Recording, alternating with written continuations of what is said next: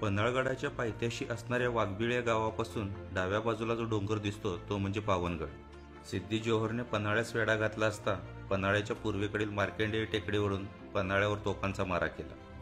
शिवरायांनी भौगोलिक परिस्थिती ओळखून 1673 मध्ये पन्हाळा दुसऱ्यांदा जिंकून घेतल्यावर मार्कंडेय टेकडीला तटाबुर्जांनी बंदिस्त करून पन्हाळ्याच्या संरक्षणासाठी पावनगडाची निर्मिती केली। पावनगडाच्या बांधकामाची जबाबदारी योग्य पार पाडल्याबद्दल महाराजांनी हिरोजी फर्जन व अर्जुजी यादव यांना प्रत्येकी 5000 होनाचे बक्षीस दिले। तारा राणींच्या कारकिर्दीत औरंगजेबाने घातलेला वेढा या दुर्ग जोडीने निष्प्रभ केला। 28 मे 1701 साली अखेर तरबियत खान मार्फत गड मुघलांच्या ताब्यात गेला। पावनगडाचे नाव रसूलगड करण्यात आले, पण काही काळातच हा किल्ला मराठ्यांनी पुन्हा हस्तगत केला। इसवी सन 1842 ते 44 दरम्यान इंग्रजांविरुद्ध गडकऱ्यांनी बंड पुकारले। त्यावेळी जनरल डेला मोटे याच्या नेतृत्वाखालील ब्रिटिश सैन्याने 1 डिसेंबर 1844 रोजी पन्हाळा ताब्यात घेतल्यानंतर पावनगडाचे 2 दरवाजेही पाडले।